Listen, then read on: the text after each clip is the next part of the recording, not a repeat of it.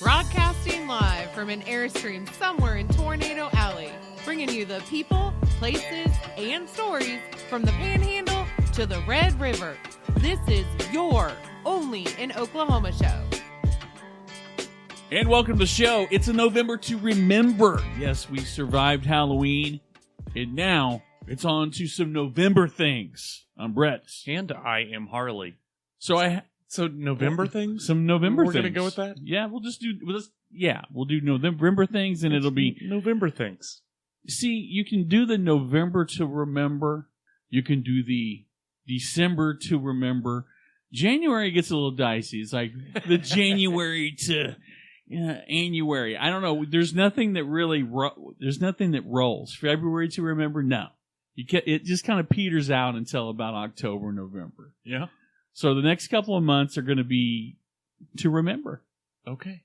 So I had the pleasure of having it's one of the best burritos in Oklahoma City or anywhere surrounding. And it's just a meat burrito with cheese and sour cream and sauce. I know where you're going. Where am I going? Los Tacos. Los Tacos. I'm telling you, the place hits a home run every time. The yellow tortilla. I mean, they're so friendly. The saddest part is there used to be one in downtown Moore. They had to close down. You know, COVID kind of hit. Business got kind of slipped. So now it's down to Los Tacos 2 on 89th and freaking Penn. But it's worth it. It's worth it. Yeah, I'm of the opinion that all things COVID should be vigorously deleted. Yeah. Like, I'm so sick of hearing about things that got ruined by COVID. Yeah.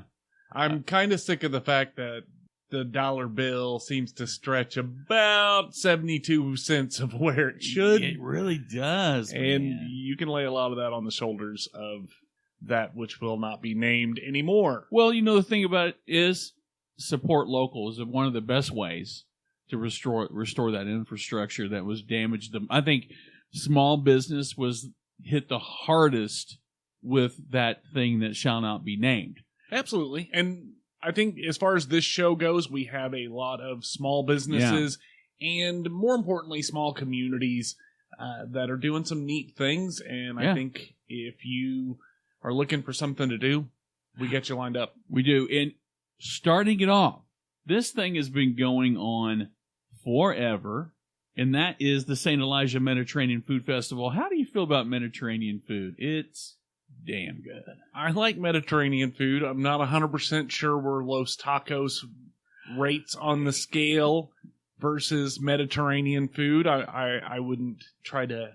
It's not, yeah, I wouldn't. Man, you can't compare. No. But the St. Elijah Mediterranean Food Festival, November 4th and 5th, at the St. Elijah and Antioch Orthodox Christian Church in Oklahoma City. This is a really cool festival that's been going on for quite a bit. A lot of traditional favorites, though, like cabbage rolls. What's it called? Talami, which is a Middle Eastern buttered bread that has been... The recipe was passed down from the original settlers who founded the church in 1920. That's a long time. 100-year-old recipe. 100-year-old bread. I don't think the bread is 100 years old. You're probably right. That's more than anything more than day-old bread. I'm out. 100 years. We're talking. Nah. Yeah, but they're also going to have things like fresh pita, homemade hummus, tabbouleh, desserts. A Mediterranean Sunday. Help. Well, if it's anything like the baklava, I'm going to say that it's probably over the moon. Yeah, I mean, they're going to have just about, I think they're going to have almost all of your Mediterranean favorites. Yes, and then not only are you going to be able to eat that stuff there, but they do have what they call the culinary cupboard, where you can purchase all of the foods from the hot menu, refrigerated or frozen, and you can kind of bring this festival home with you. That's unheard of.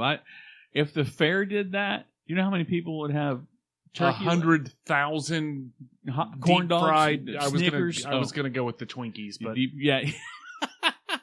don't get any bright ideas. Yeah, like how many of these will fit in a standard like to go by like freezer? Yeah, right? You have to pay at the door by the pound like a buffet. But they also have guided tours offered throughout the day to showcase the church's ancient history, beliefs, architecture, and it looks like a lot of fun. Listen, dinner and a movie, one thing. Dinner and some actual history, I'll take it. If you're looking to impress a date, this is it. I think you might be able to do it with this. We'll include a link in the show notes if you're interested. Check it out. I know real quick about impressing a date. I worked with a guy, Owen Pickard. He was a DJ with me at Jake FM, and he said he took a girlfriend out one time, and he said to her, "Hey, I'm going to take you out to dinner." She's like, "Where?" He's like, "One of those places that make your food for you in front of you." She's like, "Oh, that's great." True story. He took her to Subway. It ended like that. Funnier story. I tell you that story. I find out wife at the time was friends with the girl that went on the date.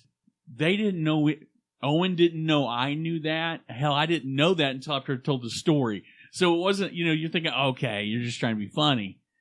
It was a true story. He took her, and she didn't get his sense of humor, and it didn't work out. He moved on. He got married. He's got 2 beautiful kids now. But yeah, it's crazy.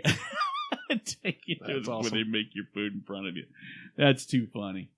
Well, keeping with the international theme, this time we're headed to Edmond for the Edmond International Festival. That's going on November the 5th at the Edmond Festival Market Place. It's going to be an enriching cultural experience. It started back in 1975, though. Yeah, no, they were originally at UCO, but the festival outgrew the college. Right, it got too big for its britches. So now the current venue is in historic downtown Edmond. There are tons of countries and regions showcasing their culture through cuisine, display booths, live performances. So, yeah. It's an interactive food festival, in my opinion, because I'm eating my way through 80 countries.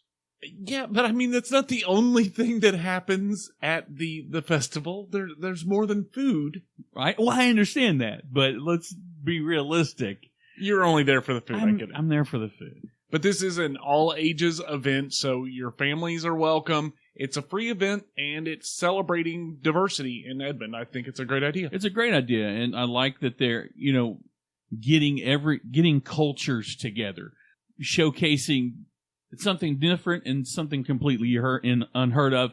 And if you're looking for information, just hit them up at uco.edu. Next up on the list is the Harvest Festival in Nowata, Oklahoma on November 12th at the Nowata County Fairgrounds. Sounds like I feel like it's like Children of the Corn. The Harvest Festival?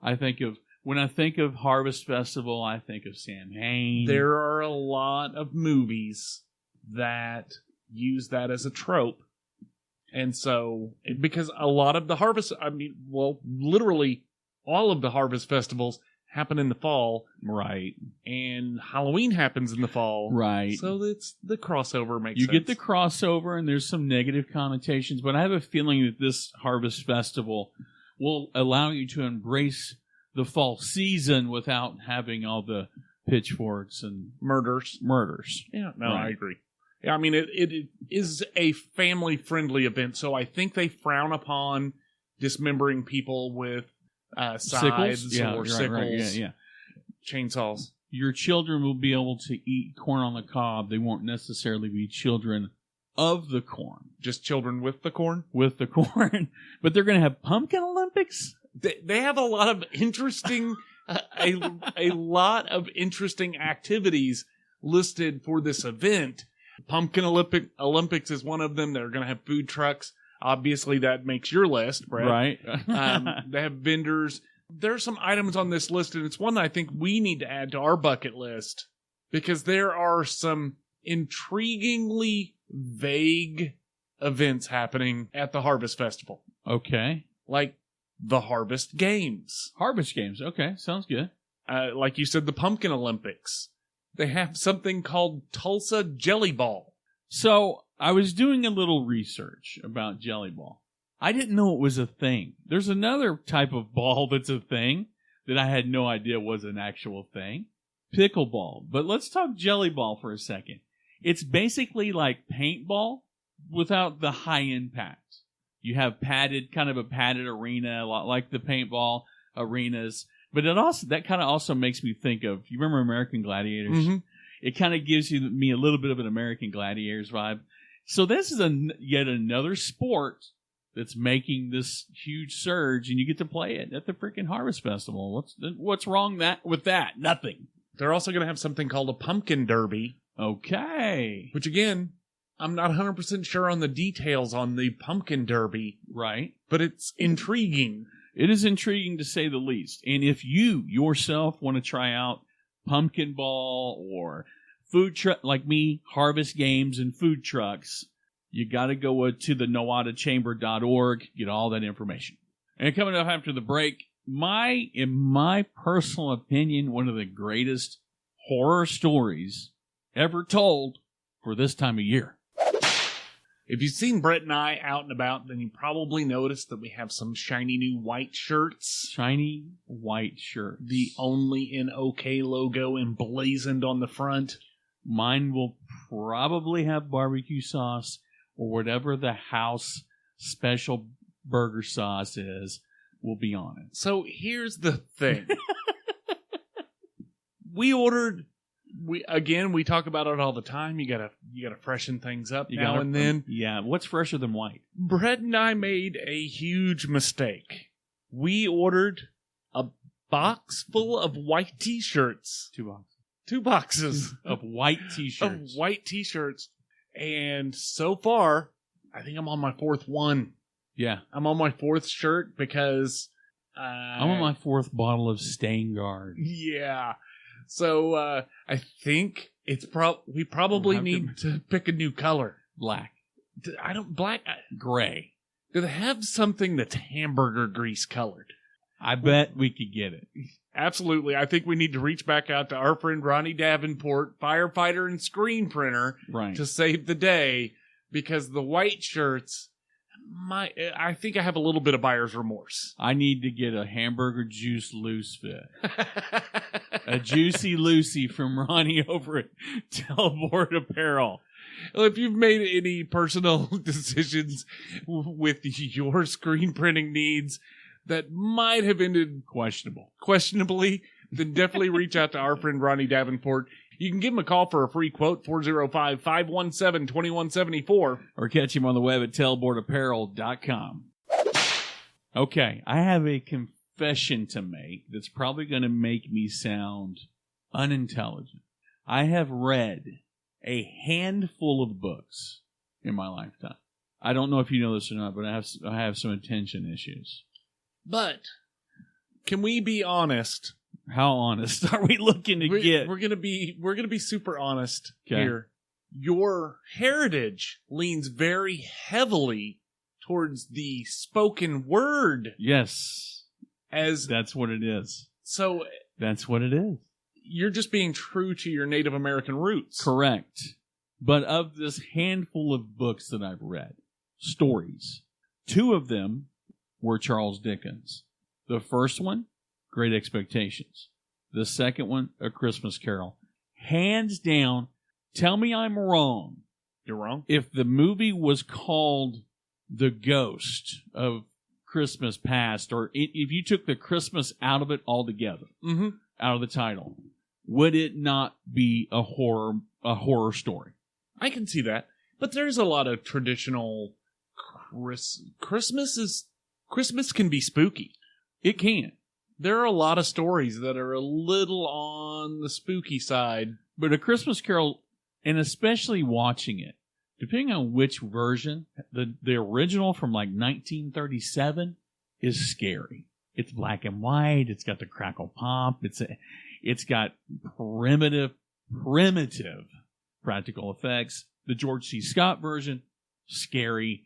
I mean, the concept itself is basically Ebenezer Scrooge getting scared straight by pulling at his heartstrings and pulling at his freaking window blinds. But I've never seen it live. Okay, so we're talking about Theater presents A Christmas Carol, and it's November 16th through December 23rd at Harn Homestead in Oklahoma City. Ooh, that'd be cool. This is a unique experience. Yeah, it really is. So this is the 12th anniversary of this outdoor production at the historic Harn Homestead. It is completely reimagined as a Victorian-era setting for Ebenezer Scrooge, Jacob Marley, and all company. the spooks. All the magical spirits and spooks. So this isn't a play, though. Yeah. You literally follow the characters from scene to scene. Oh man, that is too cool. So you're moving the whole time and you're standing up. So this is not an event for everybody. And if you want the traditional, I sit in an auditorium and watch people. This isn't it. This isn't it. Well, I grew up we would go for school tours, aside from the Christmas Carol here, to the Harn Homestead. Mm-hmm. That was a thing that it was always on the calendar every year for a field trip. It's really cool. It is, and this transformation into the Victorian era setting is brilliant. And you're basically just guided through the story physically and intellectually. Right. So this is one of those things, though. There are only 150 spots per showing, really, of this show, and they sell out regularly. Yeah, it's one of those things that's always going to. It's a backed by popular demand.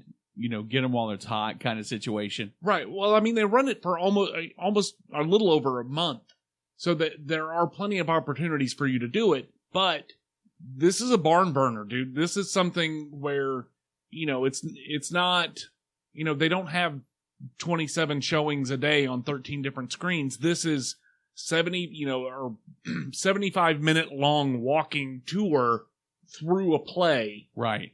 And like I said, it's limited to 150 people per showing. So it's definitely something, if you're interested in it, you need to find an open spot and get it booked. And you can do that at lyrictheaterokc.com. Well, up next, it's Retromania time. Yep, we're headed back to Tulsa, November 19th through the 20th. It's 2 days. I mean, this is another one of those get it while it's hot. But if you're into wrestling, if you're into action figures, comic books, video games, Star Trek The Next Generation, I mean, it's loaded.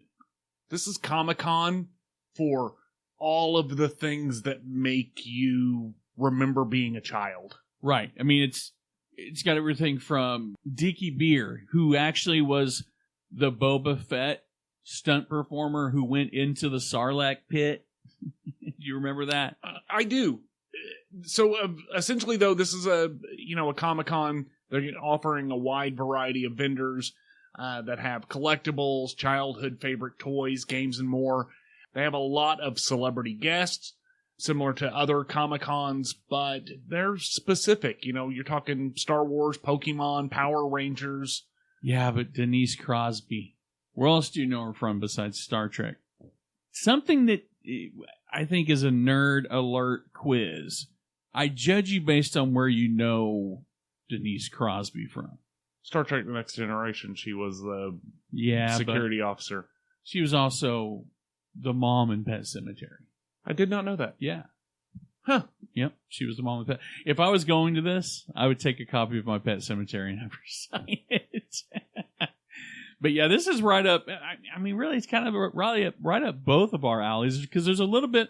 Again, you're going. You would go to her for one thing. I'm there for something else. It's a cool place. I like to converge with like-minded individuals. We're so tied up with our Monday through Friday, hitting that clock and being somebody, being a puppet for 5 days a week. It's nice to go somewhere and kind of unwind and be a nerd out. I agree, but I'm a fan of the more niche cons, not the big cons. Right, and the reason is A, pricing is much more reasonable. Yeah. And B, it just feels more intimate. So this one, if you do the early VIP entries on this, you get in an hour earlier on Saturday. You get some exclusives that nobody else gets. But more importantly, dude, it's $20. $20 that's a cheap trip to a con. That includes admission for both days. Really? Yes. Jeez. And then general admission is only $8 per day. Wow, so you get a weekend pass basically for $20 and a day pass for $8? Right. And then on top of that, if you are a kid or if you have kids 11 or under, they get in free with a paid adult. Wow. That's a good deal. Right. I mean, and it also frees you up. You have a few more dollars in your pocket to spend on some autographs or some toys you've been looking for, some comics. It's definitely... Care Bear t-shirt, retro Care Bear t-shirt. I guarantee there's going to be one out there. Absolutely. And if you're interested, check them out at heritageeventscompany.com. All right, last one on the list today. I kind of feel like this is like an Oklahoma hero story. Why?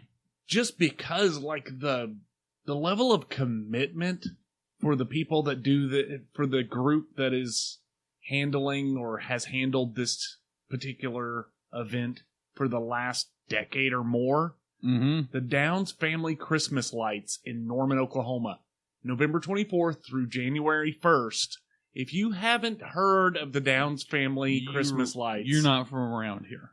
It is one of the most spectacular light displays that you will find at a private residence in Oklahoma. Yeah, and it really is kind of a hidden gem because it's not, when you think Norman, it's not off I-35. You know, it's kind of in the dividing line between East Norman. You know what I mean? It's right there. Yeah. So if you don't know where you're going, you got to ask. But if you do, you know exactly where it's at.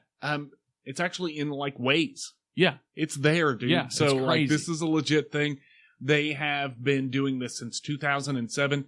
It takes them nearly 2 months of work to get set up for the Christmas lights. Dude, that is a lot of work. Yeah, so they were still working on it in October. Right. Gee. So they create a just gorgeous display with 2 mega trees that are 70 feet tall and 10 mini trees and 20-foot long arches, all created out of about 280,000 lights. That, for a private residence, Yes. 280,000 lights. Each strand of light is synchronized to a specific playlist of Christmas songs.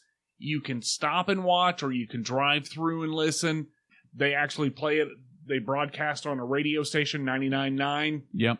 And they kind of hit it big in 2013 when they were chosen as one of the top 20 private home displays by ABC to be featured on the reality TV show, The Great Christmas Light Fight. I do remember that. And I'll tell you, there was another, not to take any thunder away, but there was another home that's in Edmond that was on it a couple of years ago. And I went to that one. It's a hell of a lot easier to get to the Downs family farm one than it was theirs, because it was in a suburban upper crust neighborhood where neighbors were bitching about where the cars were parked. But It was cool. Yeah. But yeah, Downs family. I go to the Downs family Christmas lights every year. The other thing that I think is really cool, it's yes, it's a free light display and they've got a grand design. They also accept canned goods that then turn around and donate those to the Regional Food Bank of Oklahoma, which is that's a big deal. It really is, and they do a great job of that. They raise they gather a lot of food for needy families during a important time of the year. Most definitely. It's definitely, and anymore, Jiminy Christmas, there's a lot of people out there that could use all the help that they can get. And if you want to be a part of that. But if you want to get into the Christmas spirit, check out their website, downsfamilychristmas.com, for all of the details. Well, the holiday season is, I know I'm going to just say it. I'm going to say something that's going to sound. Hang on, can I predict this? Are you going to say it's that time of year no, again? I was going to say the holiday season is in full swing. That's another one you can't avoid. I just can't avoid it. Yes, I got that from the cover of a service merchandise catalog 30 years ago. Anyways, it is in full swing, and we are your hookup. And if you're going into these things and you get to check in with them, check in with us. Let us know that you're there. Tell us how it was. And as always, We are the Only in OK Show. I'm Brett. And I'm Harley, and we're out of here. Peace.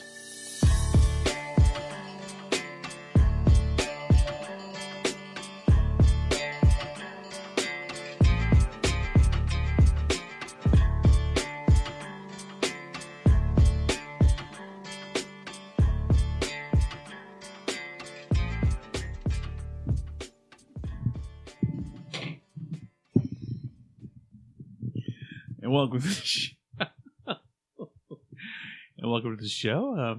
Some slight changes that will be happening with the OnlyinOKShow. First off, let me say that we've had a lot of really good years.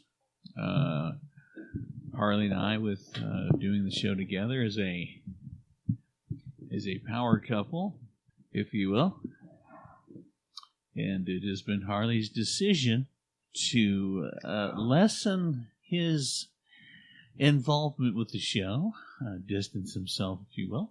I have to respect that because that's what he needs. So the show will continue. I know there's been a lot of people asking me, Brad, is the show going to continue? And the answer is yes. There'll be some slight changes. You're saying, Brett, you said that there were going to be changes. You never really said the changes are going to be, and then you said there were going to be changes. You're right. What's it like? Watch Cabinet of Curiosities. I looked at it and it didn't look good to me. Did you watch the other one? I finished it. Cabinet of Curiosities, 30-minute episodes, short stories by Guillermo del Toro. Del Toro. Very Lovecraftian. You don't even know. I'm not that. You're not even giving it a freaking shot. Nope. You don't like short stories? I don't like Guillermo del Toro. There, I said it. Why would you say that? Why? You didn't like Hellboy? Because... You didn't like Pan's Labyrinth? You don't no, like his I didn't vision? like Pan's Labyrinth. You don't like his vision? No, I think he's pompous. Really? Yeah. He wants to do an adaptation of At the Mouth of Madness. Yeah. Or the Mountains of Madness. Yeah. Just give this show a shot. I know you don't like him. It's just him producing it. It's a different director. It's kind of like the 8 Films to Die For that they did some years back. The horror series where this director did one, Anyway, there are 8 episodes. Mm-hmm. They did 2 episodes last night. They're releasing 2 tonight. They're not just doing it boom, boom, boom, boom. Uh-huh. They're going to release 2 for the next, 3 days. It's like you don't even care anymore. Hey, why are you trying to... Just tell me you want to break up with me. I don't want to break up with you, Harley. You ever been to Los Tacos? Yes. Much better than Guillermo del Toro. But would you eat a Guillermo del Taco? No. Del Taco. Oh, Guillermo del Taco. That is a food truck. No. What? That is a food critic. That's his handle, like Yes. on Twitter. Produced by Guillermo del Taco. Or that's his Twitter handle. Yeah. Guillermo del Taco. Uh-huh. Dude, that, if I ever play Call of Duty again, I'll have the worst kill-death ratio, and the longest gamer tag. The gamer tag, yeah. It's Guillermo. They'll just call me GT. They won't even waste the time. GDT. Okay, let's go. Why do you determine when we start? Jeez. It's like you're an executive producer or something. You basically are. You don't want to have any outtakes. It's all outtakes. It just bleeps. 3, 2, 1.